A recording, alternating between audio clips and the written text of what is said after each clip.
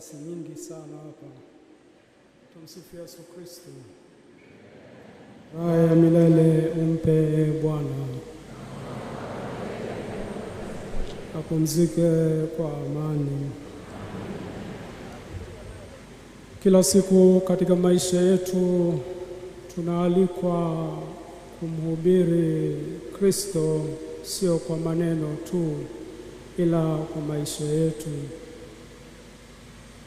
Madhama Polycarp Kardinali Pengo alimhubiri Kristo sio kwa maneno wala sio kwa maadhimisho ya Ekaristi takatifu au sakramenti zingine, ila alimhubiri Kristo kwa maisha yake. Kwanza naomba nichukue nafasi hii kumpa pole Mhashamu Askofu Mkuu Yuda Thaddeus Ruwa'ichi, Askofu Mkuu wa Jimbo Kuu la Dar es Salaam, Mhashamu Henry Mchamungu, Askofu Msaidizi wa Jimbo Kuu la Dar es Salaam, mapadri, watawa na waumini wote wa Jimbo Kuu la Dar es Salaam. Lakini pia tujipe pole sisi maaskofu, Baraza la Maaskofu Tanzania, kwa kuondokewa na mmoja wetu katika urika collegiality. Natoa pia pole kwa kanisa zima la Tanzania. Baba huyu hakuhudumia tu Dar es Salaam, alihudumia pia kwa maisha yake, alihubiri Injili kwa kanisa lote la Tanzania. Natoa pole pia kwa kanisa katika ngazi ya Afrika, kanisa katika ngazi ya SECAM, kwanza kanisa katika ngazi ya MESEA. Tuna rais wa MESEA hapa na katibu wake mkuu, fikiri watapata nafasi muda fulani wa kutambulishwa. Lakini pia kanisa la Afrika katika ngazi ya SECAM, ambapo pia tunaye rais wake hapa Mwadhama Fridolin Ambongo na katibu wake mkuu. Naomba katika kutafakari maisha ya Mwadhama Polycarp Kardinali Pengo itaje mambo matatu ya kumwombea, lakini pia kumsindikiza katika safari yake ya mwisho hapa duniani, ambapo kesho atalazwa huko Pugu. Jambo la kwanza, Mwadhama Pengo alikuwa zawadi ya pekee, ni zawadi ya Mungu, zawadi ya pekee ya Mungu kwa kanisa la Tanzania na hata Afrika.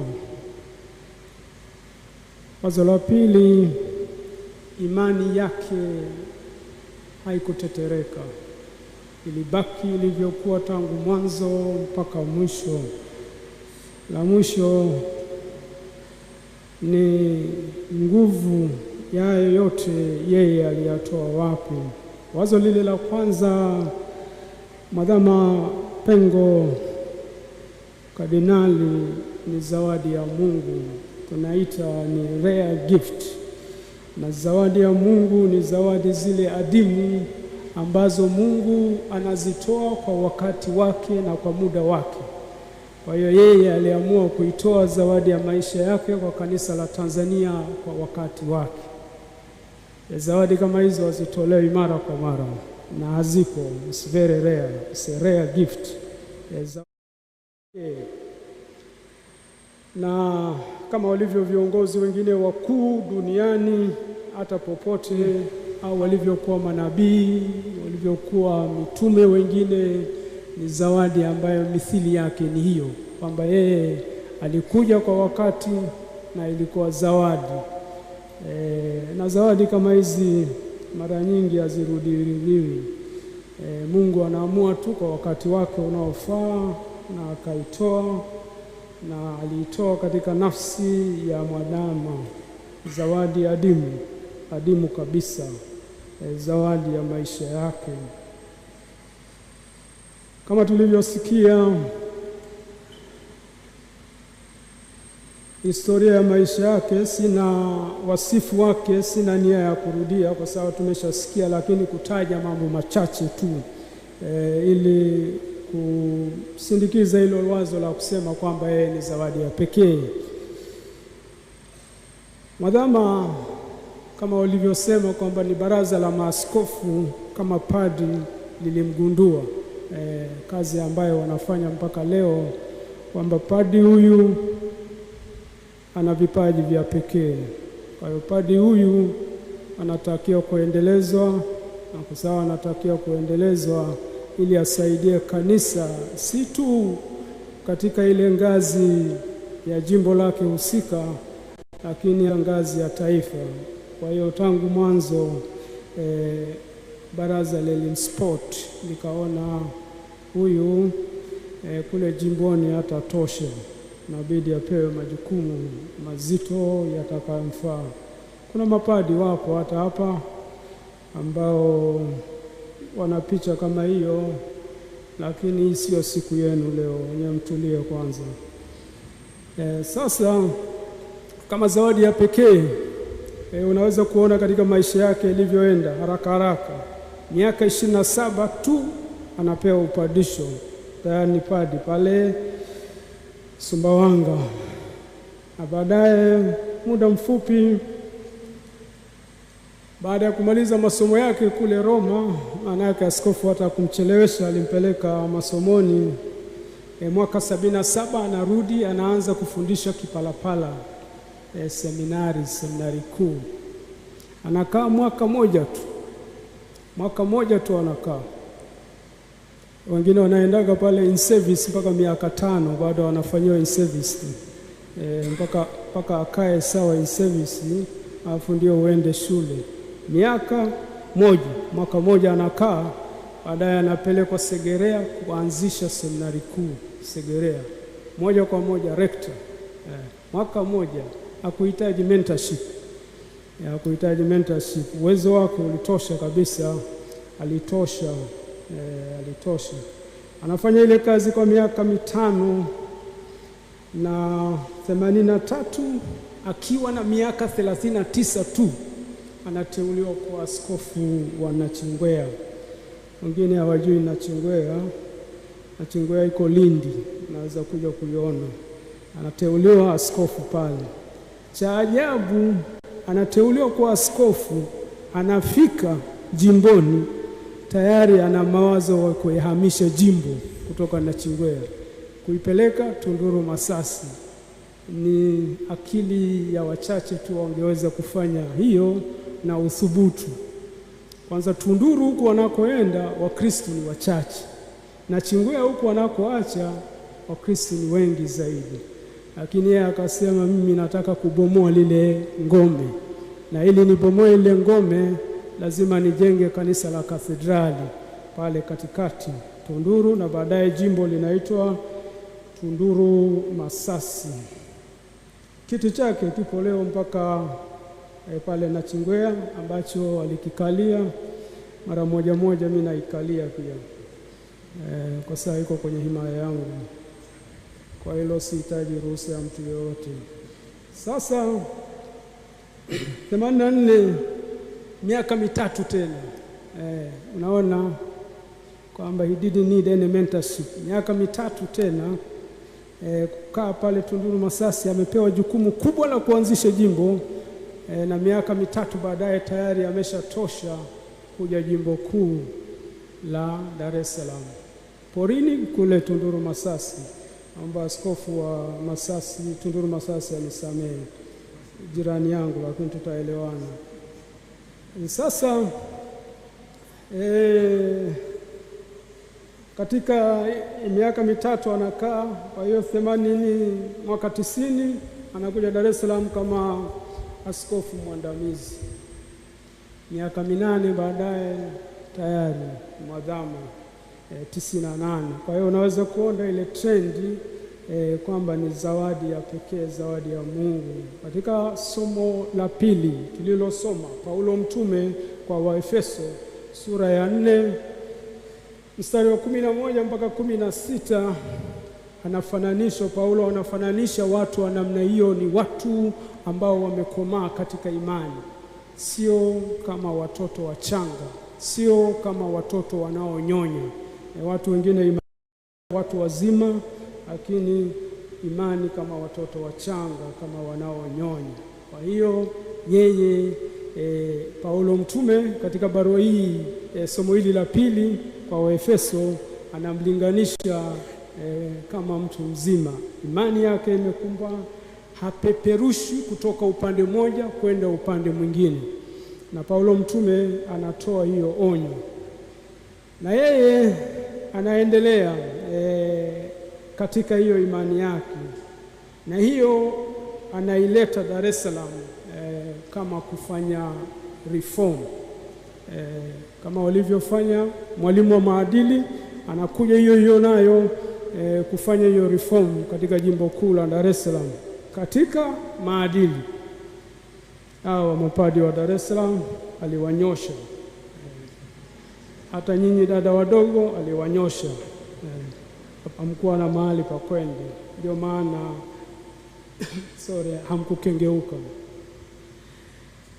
Lakini maana yake ile reform yake ni kama ya watakatifu wakuu, kama akina Mtakatifu Francisco wa Assisi, Mtakatifu Teresa wa Avila, Mtakatifu Yohani wa Msalaba, Mtakatifu Bernardo wa Clairvaux. Ile reform yake, na reform kubwa anaifanya kwa mfano wa maisha yake, sio zaidi. Na anaendelea kwa kusema kwamba yeye Paulo mtume katika barua yake ile, katika somo lake ile la pili, Efeso sura ya 4 mstari wa 11 mpaka 16, anasema yeye alikuwa mtu mwenye ukweli, ambaye tulisikia pia katika somo hilo, na anatoa wajibu kwa watu mbalimbali. Kwa hiyo kwa kweli yeye kama mwalimu, yeye kama mchungaji, yeye kama mfuasi wa mitume, kama ile barua inavyoeleza, hakufundisha tu Dar es Salaam. Kwa kweli amefundisha kanisa la Tanzania. Mambo mengi Tanzania kanisa limejifunza. Waheshimiwa washama askofu labda wanaweza usikubaliana na mimi katika hili, ila I am convinced kwamba mengi tumejifunza kutoka kwake. Kwa mfano participation, ile kugawa utume, waka wa WATA, utoto mtakatifu, wale wote walipewa majukumu, aliwapa majukumu, na majukumu ambayo walifanya katika kanisa. Tegemeza jimbo tumesikia 94, ambayo ipo karibu majimbo yote sasa Tanzania, tumejifunza kutoka Dar es Salaam. Kwa hiyo baba huyu alikuwa mwalimu wetu sisi sote. Na tunaenda wazo la pili, imani yake haikutikisika. Imani yake haikutikisika, imani yake ilibaki imara siku zote. Alikuwa mtu wa imani iliyokomaa. Lakini imani hiyo anazungumza ukweli mwadhama siku zote, anazungumza ukweli kwa upendo mkubwa.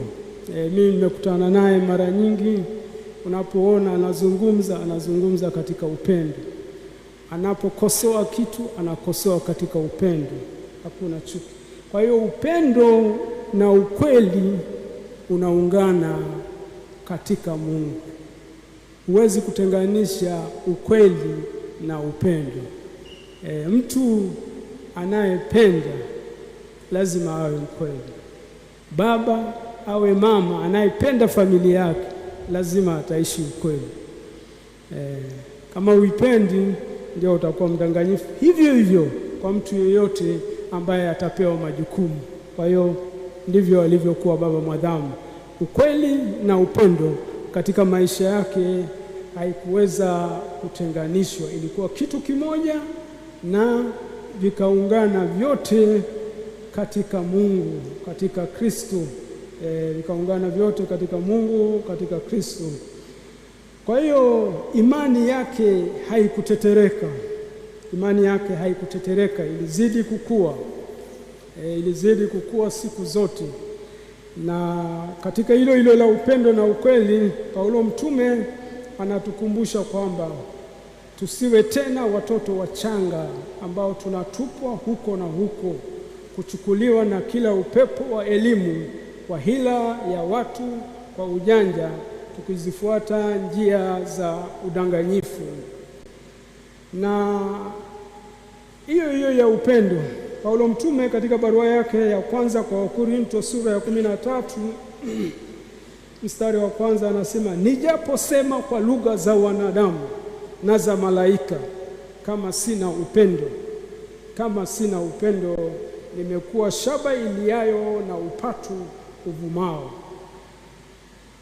Mtakatifu Sipriani, askofu wa Karthaji, Tunisia huko katika karne ya 3, alifanya utume wake wa askofu kwa miaka 10 tu, miaka 248 mpaka 258. Anamwandikia askofu mwingine ambaye ameuawa kwa upanga, Askofu Cornelius, papa naye ambaye aliuawa mwaka 253, miaka 5 kabla ya Sipriani hajauawa. Na baadaye sikukuu za hao wawili zinaunganishwa, Cornelio na Sipriani, Septemba 14. Kwa hiyo labda hiyo niache kwanza, lakini inaunganishwa siku yake. Anaandika Sipriani, anamwandikia Cornelius baada ya kusikia Cornelius ameuawa. Anamwandikia na anaandikia kanisa la Roma. Anaandika ifuatavyo.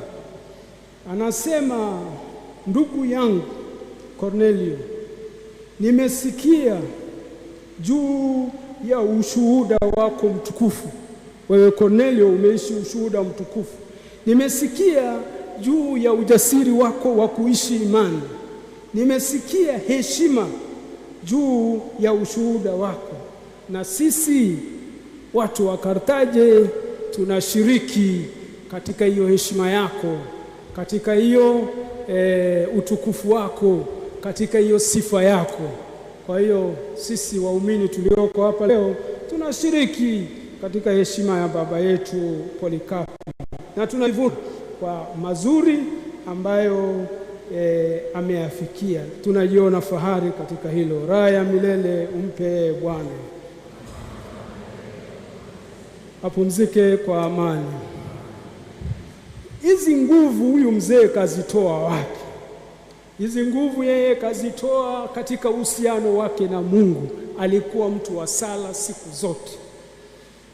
Tumesikia aliamka saa 10:30 baada ya kujiandaa, aliingia kanisani kusali. Amefika hapa St. Joseph kabla ya kuingia ofisini, ameingia kwenye kanisa la kuabudu. Wengine wanajua walivyozunguka hapa Dar es Salaam wakati wa baada ya kustaafu. Mara yuko hapo Padre Pio Shrine San Damiano, mara yuko Pugu, mara yuko Chang'ombe kusali kwenye kanisa za kuabudu. Rosari takatifu, ibada kwa Mama Maria. Na ndiyo maana anazikwa siku ya Mama Maria kesho Jumamosi. Wengine wanafikiri basi tu imetokea, ni coincidence. Hakuna coincidence kwa Mungu, ni providence, kwamba tangu Mungu alishapanga kwamba azikwe siku hiyo. Sasa yeye anaitoa nguvu yake katika sala. Nguvu yake anaitoa katika ile kushirikiana na Mungu. Na alijinasua na mambo ya ulimwengu huu. Tulisikia alitoa mali zake zote, vitu vyake vyote alivitoa. Hakuwa na mali ya binafsi, hakuwa hata na akaunti binafsi. Hakuwa nao. Watao wengine hapa utawatoa macho ukiwaambia wasiwe na akaunti. Hakuwa nayo. Yeye hakuwa nayo akaunti. Madhamu askofu mkuu, hakuwa na akaunti binafsi. Simu wengine wanasema alikuwa nayo, mimi sikuwahi kumwona wala sikuwahi kumpigia. Mimi nilimpata kupitia wasaidizi. Alikuwa anashangaa mapadi wanaingia ofisini pale wanamwaga simu 3 mezani pale, wakati mzee hana hata simu moja, na mzee anaombea huruma, hivi wanazibebaje na wanazitumiaje? Sasa hakuwa na vitu vya dunia hii, hakuwa na kitu katika dunia hii, alijinasua, hakuwa wa dunia hii. Na ndio maana tunasema taa yake ilikuwa inawaka katika ile somo la Injili. Kiuno chake alikuwa amekifunga. Ndio maana amechagua hata mahali pa kuzikwa huko Pugu kwenye kikanisa kidogo, amekataa kanisa la heshima hili la St. Joseph, azikwe kule Pugu. Sijui kama ungekubali, lakini yeye mwenyewe kachagua hiyo kwenye kanisa kile kidogo cha Pugu. Hakuhitaji heshima yoyote.